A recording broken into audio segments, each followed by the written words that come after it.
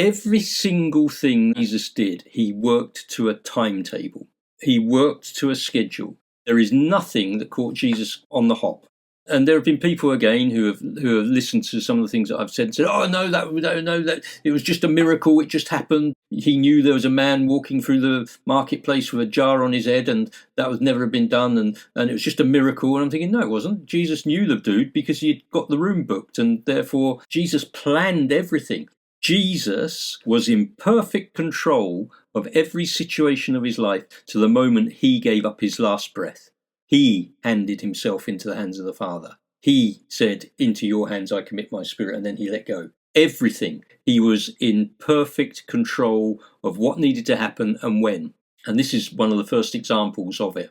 He says, "Shut up, I'm going to muzzle you because you're demonic, you're speaking out of turn, and you're speaking out of time. And this is not the time for you to start making declarations of who I am. Not yet, got other things to do." Then he instructed the spirit to come out of him. Now again, this is fascinating because Spirit had no choice, did he? He came out. And it's fascinating for a number of reasons which we might get into. Fascinating because torn would represent damage.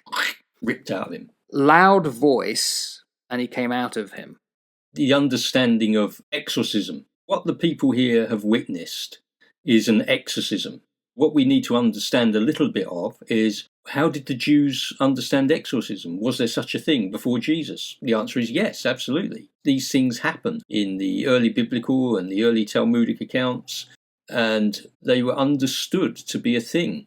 A rabbi could cast out a demon. Now, there were certain requirements. First of all, it needed to be a pious or holy man that did it. Secondly, the pious or holy man needed to be assisted himself by an angel or a spirit to do it. And the third thing was, it was performed at a synagogue. Where is Jesus? At a synagogue. Then it had to be performed in the presence of at least 10 men. Minyan, form a synagogue. And the first steps in the exorcism were to find out who the demon was and to find out why it had been unable to move on. It was understood to be a clinging spirit that couldn't move on. Deceased person, you mean?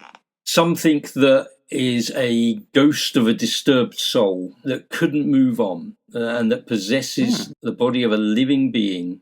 And so the aim of the exorcism was to free up the living body from the possessed and to free up the spirit.